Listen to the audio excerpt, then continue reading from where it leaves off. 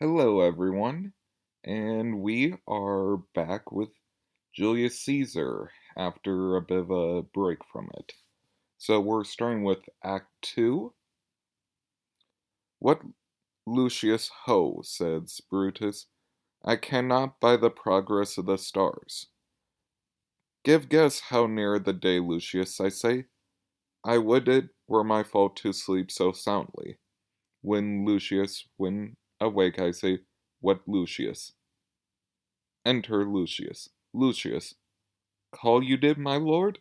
Brutus. Give me a taper in my stay, Lucius. When it's lighted, come and call me here. Lucius. I will, my lord. Exit. Brutus. It must be by his death, and for my part, I know no personal cause to spurn at him, but for the general, he be crowned. How that might change his nature, there's the question. It is the bright day that brings forth the adder, and that craves weary walking, crown him that. And then, I grant we put a sting in him, that at his will he may do danger with. The abuse of greatness is, when it disjoins, remorse from power, and to speak the truth of Caesar.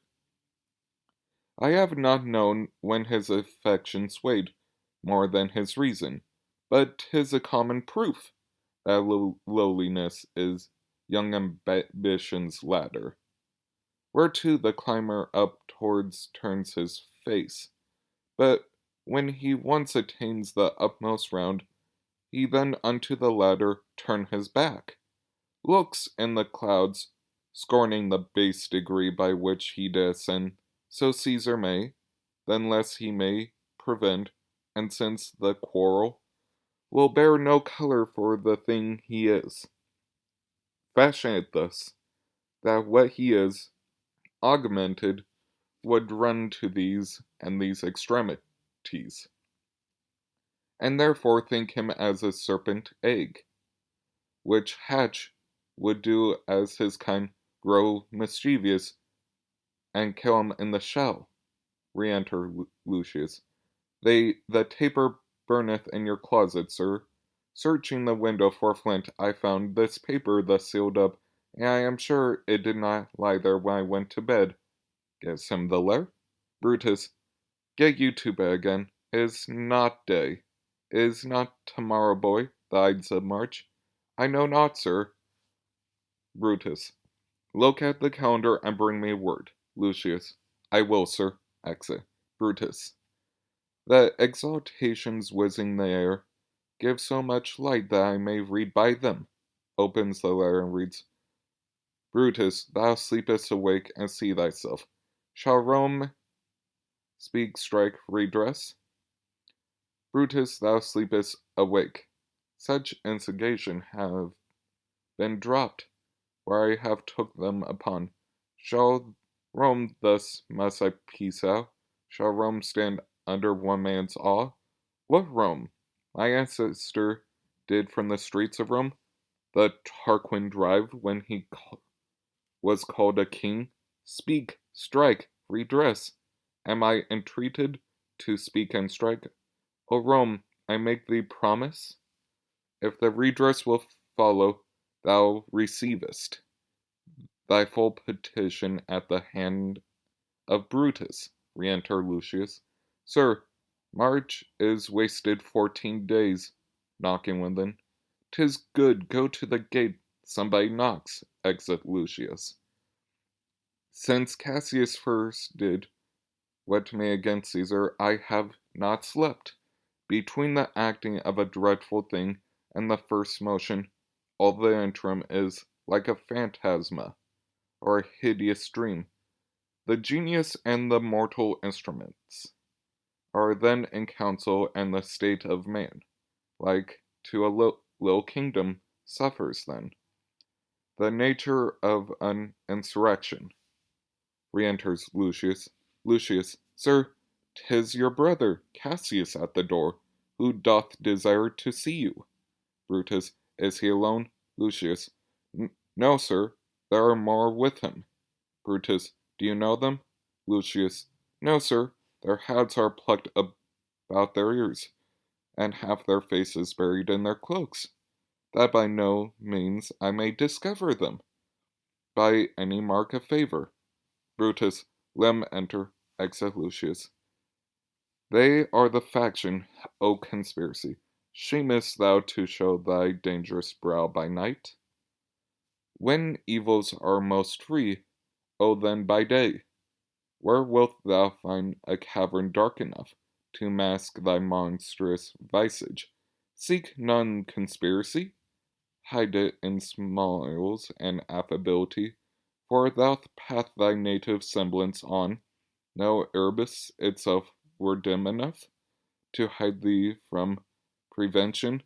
Enter conspirators: Cassius, Casca, Decius, Brutus, Cinna, Metellus, Cimber, and Trebonius. Cassius: I think we are too bold upon your rest. Good morrow, Brutus, do we trouble you? Brutus: I have been up this hour, awake all night.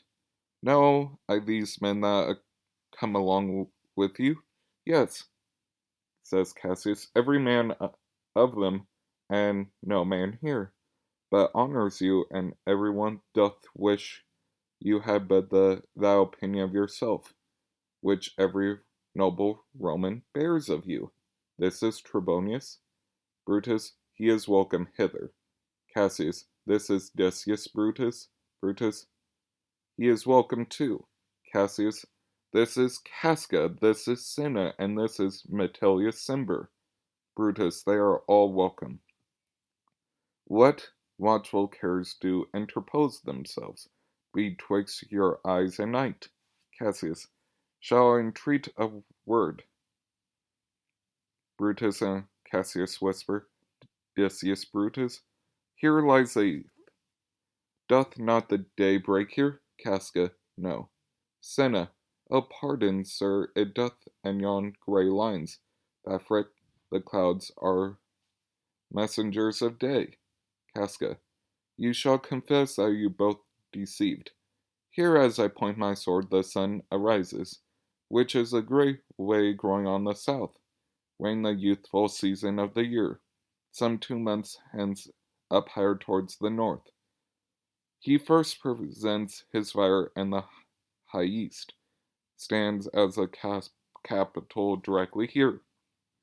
Brutus, give me your hands all over one by one. Cassius, and let us swear our resolution. Brutus, not oath, if not the face of men, the sufferance of our souls, the time's abuse, if these be motives weak, break off betimes, and every man hence to his idle bed. So let high-sighted tyranny rage on, till each man drop by lottery, but if these, as I am sure they do, bear fire enough to kindle cowards and to steal with valor the melting spirits of women, then countrymen, what need we any spur but our own cause to prick us to redress, rather bond than secret Romans, that have spoke the word, and will not palter, and what other oath than honesty to honesty engage, that this shall be, or we will fall for it.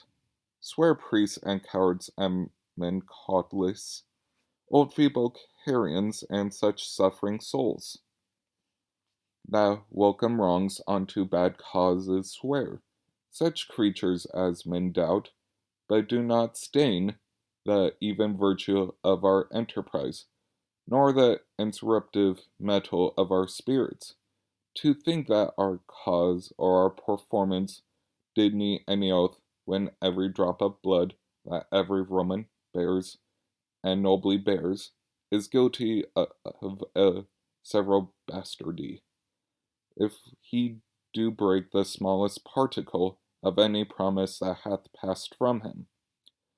Cassius, but what of Cicero? Shall we sound him? I think he will stand very strong with us.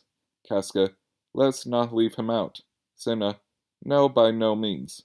Metellus Cimber, oh, let's have him, for his silver hairs were purchase us a good opinion, and by men's voices to commend our deeds. It shall be said, his judgment ruled our hands. Our youths and wildness shall not wit appear, but all be buried in his gravity. Brutus, oh name him not, let us not break with him, for he will never follow anything that other men begin. Cassius, then leave him out. Casca, indeed he is not fit. Decius Brutus, shall no man else be touched but only Caesar? Cassius, Decius, well urged, I think is not meet. Mark Antony, so well beloved of Caesar, should outlive Caesar. We shall find of him a shrewd contriver, and you know his means, if he improve them, may well stretch so far as to annoy us all, which to prevent, let Antony and Caesar fall together. Brutus, our course will be seen too bloody. Cassius, to cut the head off and then hack the limbs, like wrath and death and envy afterwards. For Antony is but a limb of Caesar. Let us be sacrificers, but not butchers. Caius, we all stand against the spear of Caesar, and the spirit of men there is no blood. Oh, that we then could come by Caesar's spear, and not dismember Caesar. But alas, Caesar must bleed for it. And gentle friends, let kill him boldly, but not wrathfully. Let's carve him as a dish fit for the gods, not hew him as a carcass fit for hounds. And let our hearts, as subtle masters do, stir up their servants to an act of rage, and after seem to chide them. This shall make our purpose necessary, and not envious. Which, so appearing to the common eyes, we shall be called perjurers, not murderers. And for Mark Antony, think not of him, for he can do more than Caesar's arm, when Caesar heads is off. Cassius, yet I fear him, for in the ingrated love he bears to Caesar. Brutus, alas, good Cassius, do not think of him.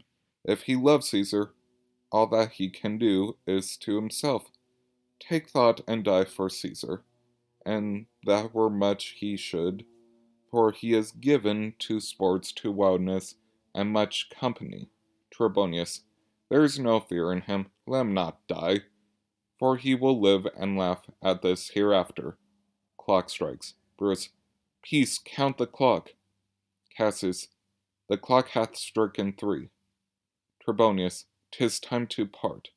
Cassius, but it is doubtful yet whether Caesar will come forth today or no, for he's superstitious grown of late, quite from the main opinion he held once a fantasy of dreams and ceremonies.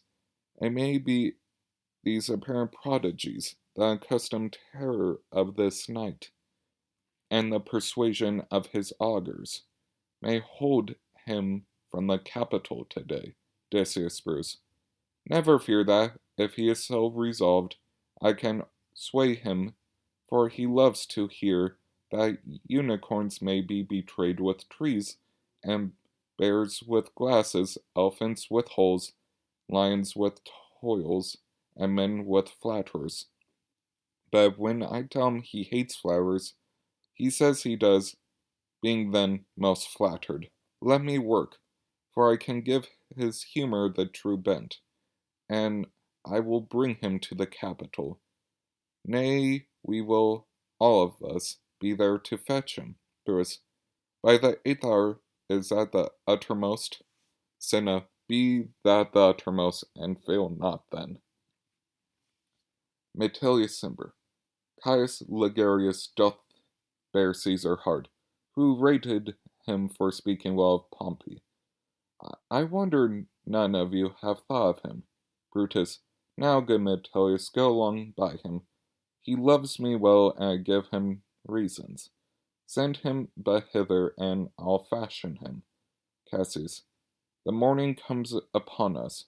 We'll leave you, Brutus, and friends disperse themselves, but all remember, what you have said, and show yourselves true Romans.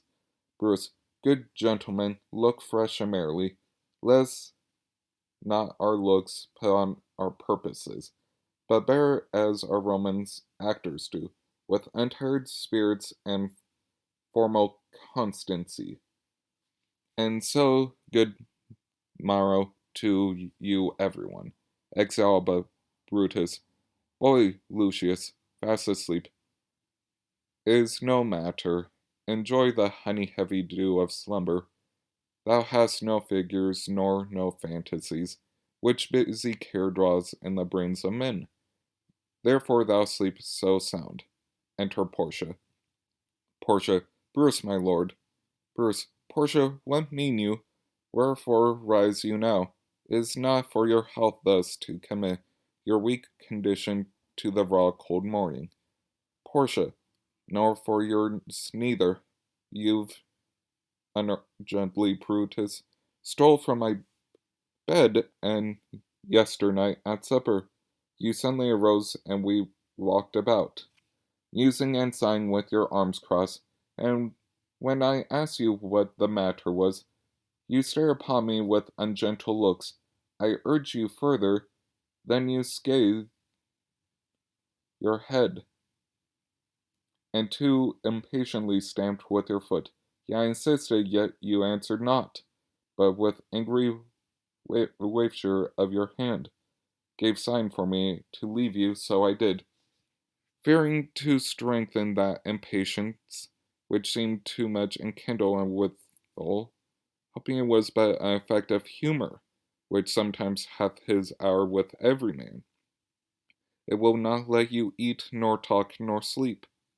And can it work so much upon your shape, as it hath much prevailed on your condition? I should not know you, Brutus, dear my lord. Make me acquainted with your cause of grief. Brutus, I am not well in health, and that is all. Portia, Brutus is wise, and were not he in health, he would embrace the means to come by it.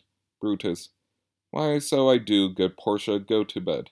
Portia, is Brutus sick, and is it physical, to walk embrace and suck up the humors of the dank morning? Was Brutus sick, and will he steal out of his wholesome bed, to dare the vile contagion of the night, and tempt the roomy and perched air to add unto his sickness? No, my Brutus, you have some sick offense within your mind, which, by the right and virtue of my place, I ought to know of, and upon my knees I charmed you by my once commended beauty, by all your vows of love, and that great vow, which did incorporate and make us one, that you unfold to me yourself, your half. Why, you are heavy, and what men tonight have had to resort to you, for here have been some 6 or 7 who did hide their faces, even from darkness. Bruce, kneel not, gentle Portia. Portia, I should not need if you were gentle Brutus. Within the bond of marriage, tell me, Brutus, it is expected I should know no secrets, that apparition to you and I yourself, but as it were, in sort or limitations, to keep with you at meals, to comfort your bed, and talk to you sometimes. Dwell I but in the suburbs of your good pleasure, if it be no more. Portia is Brutus's harlot, not his wife. Brutus, you are my true and honorable wife, and dear to me as the ruddy drops that visit my sad heart. Portia, if this were true, then should I know this secret. I grant I am a woman, but withal a woman that Lord Brutus took to wife. I grant I am woman, but withal a woman well reputed, Cato's daughter. Think you I am no stronger than my sex, being so father and so husband? Tell me your counsels, I will not disclose them. I have made strong proof of my consistency. Given myself a voluntary wound here in the thigh, can I bear with that with patience, and not my husband's secrets? Brutus, O ye gods, render me worthy of this wife. Knock within. Hark, hark, one knocks. Portia, go in a while, and by thy bosom shall partake the secrets of my heart. All my engagements I will construe to thee, all my charactery of my side brows. Leave me with haste. Exit, Portia. Lucius, who knocks? Lucius, he is a sick man that would speak with you. Brutus, Caius Ligarius, that Metilius spoke of. Boy, stand aside.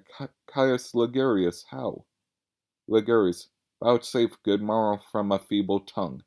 Brutus, oh, what a time have you chose out, brave Caius, to wear a kerchief. Would you, were you not sick? Ligarius, I am not sick if Brutus have in hand any exploit worthy of the name of honor. Brutus, such an exploit have I in hand, Ligarius, had ye a healthful ear to hear it. By all the gods that Romans bow before, Ligarius says, I here discard my sickness, soul of Rome, brave son derived from honorable loins. Thou like an exorcist hast conjured up my mortified spirit. Now bid me run, and I will strive with things impossible. Ye get the bear of them. What's to do? Brutus. A piece of work that will make sick men whole, Ligarius. But are not some whole that we must make sick? Brutus. That must we also. What is my Caius? I shall unfold to thee, as we are going, to whom it must be done. Ligarius. Set on your foot, and with a heart now fired I follow you. To do I know not what, but suffice this, that Brutus leads me on. Brutus. Follow me then. Scene 2, Caesar's home. Thunder and lightning, enter Caesar in his nightgown. Caesar. Nor heaven nor earth have been at peace tonight. Thrice hath Calpurnia in her sleep cried out, Help, ho, they murder Caesar, who's within. Enter servant. Servant, my lord. Caesar, go bid the priests do present sacrifice, and bring me their opinions of success. Servant, I will, my lord. Exit. Enter Calpurnia. Calpurnia, what mean you, Caesar, think you to walk forth? You shall not stir out of your house today. Caesar, Caesar shall forth the things that threaten me, nor look but on my back. When they shall see the face of Caesar, they are vanished. Calpurnia, Caesar, I never stood on ceremonies, yet now they fright me. There is one within, besides the things that we have heard and seen. Recounts most horrid sights, seen by the watch. A lioness hath whelped in the streets, and graves have yawned and yielded up their dead. Fierce fiery warriors fought upon the clouds, in ranks and squadrons, and right form of war. What drizzled blood upon the Capitol, the noise about hurtled in the air. Horses did neigh, and dying men did groan, and ghosts did shriek and squeal about the streets. O Caesar, these things are beyond all use, and I do fear them. Caesar, what can be avoided, whose end is purposed by the mighty gods? Yet Caesar shall go forth, for these predictions are to the world in general as to Caesar. Calpurnia, when beggars die, there is no common scene. The heavens themselves blaze forth the death of princes. Caesar, cowards die many times before their deaths. The valiant never taste of death but once. Of all the wonders that I yet have heard, it seems to me most strange that men should fear, seeing death a necessary end. Will come when it will come. Re-enter servant. What says the augurs? Servant. They would not have you to stir forth today, plucking the entrails of an offering forth They could not find a heart within the beast. Caesar, the gods do this in shame of cowardice. Caesar should be a beast without a heart, if he should stay at home today for fear. No, Caesar shall not. Dangers know full well that Caesar is more dangerous than he. We are two lions littered in one day, and I the elder am more terrible, and Caesar shall go forth. Calpurnia, alas, my lord, your wisdom is consumed in confidence. Do not go forth today, call of my fear, that keeps you in the house, and not your own. We'll send Mark Antony to the Senate house, and he shall say, You are not well today. Let me upon my knee prevail in this. Caesar, Mark Antony shall say I am not well, and for thy humor I will stay at home. Enter Decius Brutus. Hear Decius Brutus, he shall tell them so. Decius Brutus, Caesar, all hail. Good morrow, worthy Caesar. I come to fetch you to the Senate house.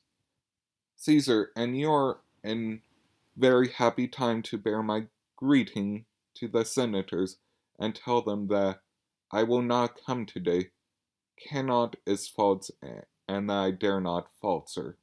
I will not come today. Tell them so, Decius. Calpurnia, say he is sick. Caesar, shall Caesar send a lie? Have I in conquest stretched my arm so far to be afraid to tell graybeards the truth? Decius, go tell them Caesar will not come. Decius Brutus, most mighty Caesar, let me know some cause, lest be I laughed at when I tell them so. Caesar, the cause is in my will I will not come. That is enough to satisfy the Senate. But for your private satisfaction, because I love you, I will let you know Calpurnia here, my wife, stays me at home.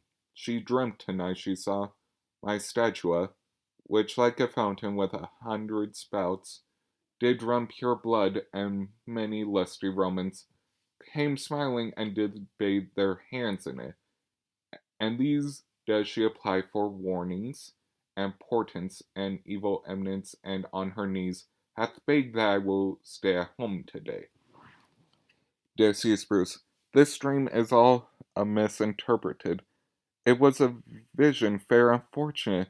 Your statue spouting blood in many pipes, in which so many smiling Romans bathe, signifies that from you great Rome shall suck reviving blood, and thy great men shall press for tincture, stains, relics, and cognizance. This, my Calpurnia, dream is signified. Caesar, and this way have you well expounded? Decius Brutus, I have. When you have heard what I can say, and know it now, the Senate have concluded to give this day a crown to mighty Caesar. If you shall send them word you will not come, their minds may change. Beside, it were a mock, apt to be rendered for some one to say, Break it up the Senate till another time, when Caesar's wife shall meet with better dreams. If Caesar hide himself, shall they not whisper, Lo, Caesar is afraid. Pardon me, Caesar, from a dear, dear love to our proceedings bids me to tell you this, and reason to my love is liable. Caesar, how foolish do you fear seem now, Calpurnia? I am ashamed I did yield to them. Give me my robe, for I will go. Enter Publius, Brutus, Ligarius, Metellus, Casca, Trebonius, and Cinna. And look where Publius is come to fetch me. Publius, good morrow, Caesar. Caesar, welcome, Publius. What, Brutus, are you stirred so early? Good morning, Casca. Caius Ligarius. Caesar was near so much your enemy, as that same og would hath had you lean. Was the clock? Brutus. Caesar, 'tis struck an 8. Caesar, I thank you for your pains and courtesy. Enter Anthony. See, Anthony, that revels long o' nights, is notwithstanding up. Good morning, Anthony. Anthony. So too, most noble Caesar. Caesar, bid them prepare within. I am to blame to be thus waited for. Now, Cinna, now, Metellus. What, Trebonius? I have an hour talk in store for you. Remember that you call on me today. Be near me that I may remember you.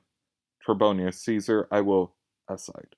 And so near will I be, that your best friends shall wish I had been further. Caesar, good friends, go in and taste some wine with me, and we like friends will straightway go together. Brutus, aside, that every like is not the same, O Caesar. The heart Brutus yearns to think upon. Exit. Scene 3. A street near the capital. Enter Atemdorus, reading a paper. Atemdorus. Caesar, beware of Brutus, take heed of Cassius. Come not near Casca, have a eye to Cinna. Trust not. Trebonius, mark well Metellsember, Decius, Brutus. Love thee not, thou hast wronged Caius Ligarius. There is but one mind in all these men as bent against you, Caesar. If thou beest not mortal, look about you. Security gives way to conspiracy. The mighty gods defend thee, thy lover. Amtundurus. Here I will stand till Caesar pass along, and as a suitor I give him this. My heart laments that virtue cannot live out of teeth of emulation. If thou read this, O Caesar, thou mayest live. If not, the fates with traitors do contrive. Scene 4. Another part of the street before the house of Brutus. Enter Portia and Lucius. I pray thee, boy, run to the Senate house. Stay not to answer me, but be gone. Why dost thou stay? Lucius, to know my errands, madam. Portia, I would have had thee there, and here again, ere I cannot tell thee what thou'st do there. O Constancy, be strong upon my side. Set a huge mountain between my heart and my tongue. I have a man's mind, but a woman's might. How hard it is for women to keep counsel. Art thou there yet? Lucius, Madam, what should I do? Run to the capital and nothing else, and so return to you and nothing else? Portia, yes, bring me word, boy, if thy lord look well, for he went sickly forth, and take good note what Caesar doth, what suitors pressed him. Hark, boy, what noise is this? Lucius, I hear none, madam. Portia, prithee listen well. I heard a bustling rumor like a fray, and the wind brings it from the capital. Lucius, sooth, madam, I hear nothing. Enter the soothsayer. Portia, come hither. Fellow, which way thou'st been? Soothsayer, at my own house, good lady. Portia, what is o'clock? Soothsayer, about the 9th hour, lady. Portia, is Caesar yet gone to the capital? Soothsayer, madam, not yet. I go to take my stand to see him pass to the capital. Portia, thou hast some suit to Caesar, hast thou not? Soothsayer, that I have, my lady. If it will please Caesar to be so good to Caesar as to hear me, I shall beseech him to befriend himself. Portia, why knowest thou any harm intend towards him? Soothsayer, none that I know will be much that I fear may chance. Good morrow to you. Here the street is narrow. The throng that follows Caesar at the heels of senators, of praetors, common suitors, will crowd a feeble man almost to death. I'll get me to a place more void, and there speak to great Caesar as he comes along. Exit. Portia, I must go and ay me, how a weak thing the heart of a woman is, O Brutus. The heavens be and thy enterprise. Sure the boy heard me. Brutus hath a suit that Caesar will not grant. Oh, I grow faint. Run, Lucius, and commend me to my lord. Say I am Mary, come to me again, and bring me word what he doth say to thee.